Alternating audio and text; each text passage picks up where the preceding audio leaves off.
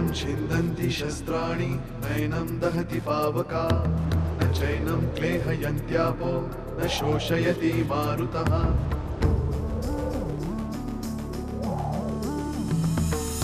दिवसामागुणरात्र धावते सकाळ संध्याकाळ सूत्रधार जो या साऱ्याचा नामतयाचे काय तयाच्या मनात दडले नकळे कधी कुणा क्षणात होते संभव सारे क्षणापूर्वीचे असंभव असंभव असंभव असंभव.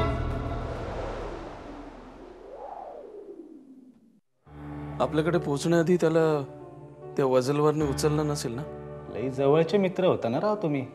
ते ड्युटीवर नसले म्हणून मैत्री संपत नाही ना साहेब. मागितलं मी हत्यार. सोपान आजोबांनी हत्यार मागितलं होतं. त्या महादेवाची शक्ती पार्वती होती आणि या मातेच्या पोराची ती बाई आहे. तो तुझ्या विरुद्धच्या प्रत्येक गोष्टीमध्ये एक जिवंत साक्षीदार म्हणून उभा राहू शकतो सुलेखा.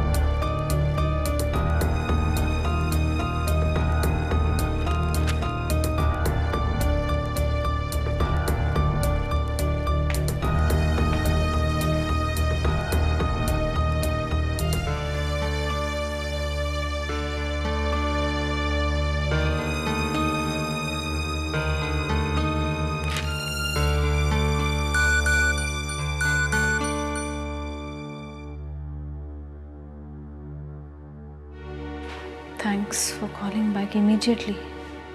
आता मी कोण असा प्रश्न पडला असेल. मला येऊन भेट, सगळी उत्तरं मिळतील. पुढच्या SMS मध्ये ॲड्रेस पाठव.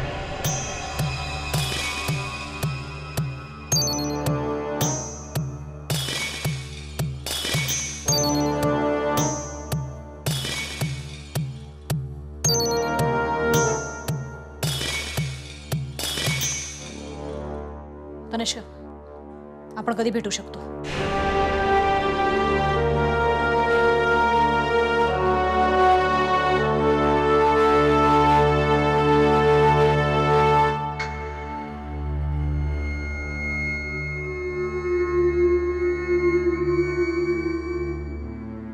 साहेब, तुम्ही अजून घरी नाही गेलात साहेब. फार उशीर झालाय.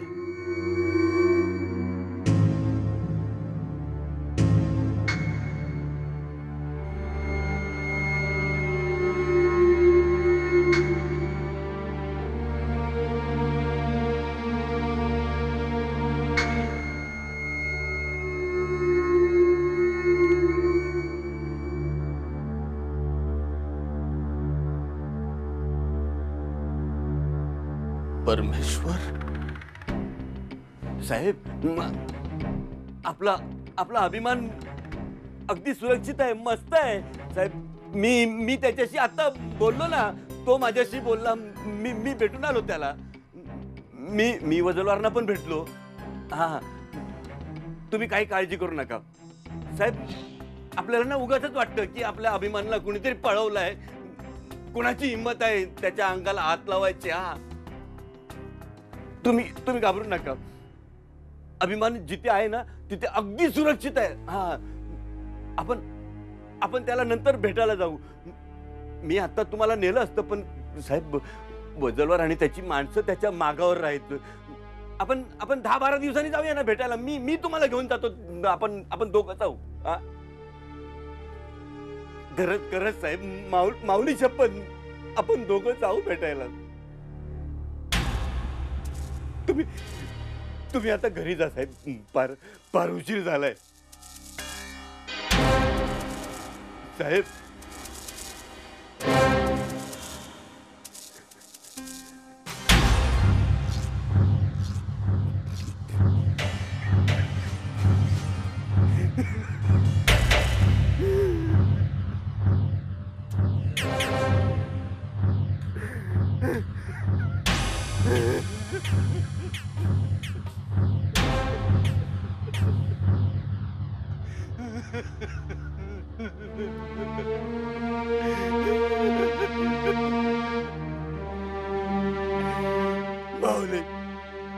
माऊली माफ कर.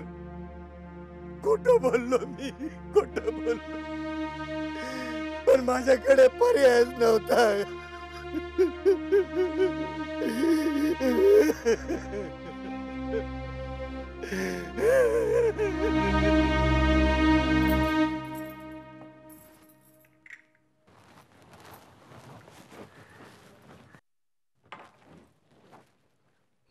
प्रिया, हे प्रिया, ती नाही हो. कुठे बाहेर गेली का? हा म्हणजे इथेच गेली, येईल एवढ्यात.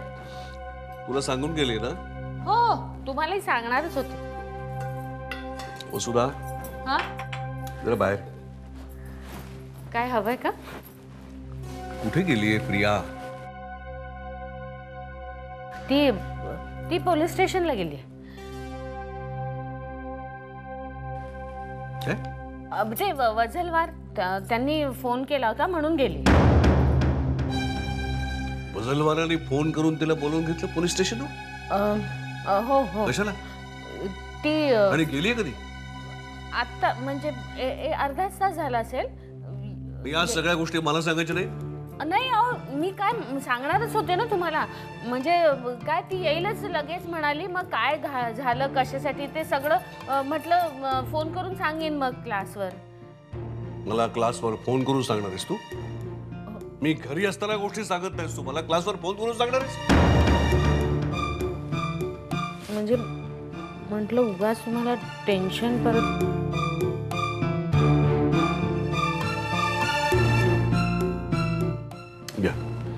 नेटवर्क नाही. अहो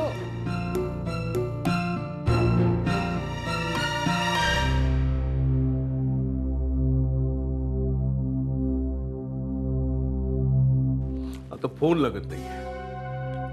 फोन लागत नाहीये का बंद करून ठेवलं देव जाणे. ज्या अर्थी तिला पोलीस स्टेशनवर बोलावून घेतलं त्या अर्थी. अहो म्हणजे काय की काहीतरी वाईट असेल असं कशाला विचार करायचा ना. म्हणजे कदाचित बाळभाऊजींच्या केसबद्दल काही. परवा तुला न विचारता आणखीन अशीच कुठेतरी गेली होती ना? कुठे गेली होती ते विचारलंस तिला? हो म्हणाली मैत्रिणीकडे गेली होती म्हणून. कशाला? म्हणजे काहीतरी काम होतं असं मोघमच बोलली. बाबाने तिला सांगितलं होतं कुठेही जायचं नाही म्हणून. आणि मोघम बोलली होती तर तेव्हाच तिला विचारायचं ना. तू मला काय म्हणाली होतीस? जे काय आहे ते मी तिला विचारलं म्हणून मी तिला विचारत नाही, बरोबर? तेव्हाच का नाही विचारलं? नक्की काहीतरी झालं असलं पाहिजे. एरवी बाहेर काहीही घडलं तरी आपल्याला ते सांगते प्रत्येक गोष्ट.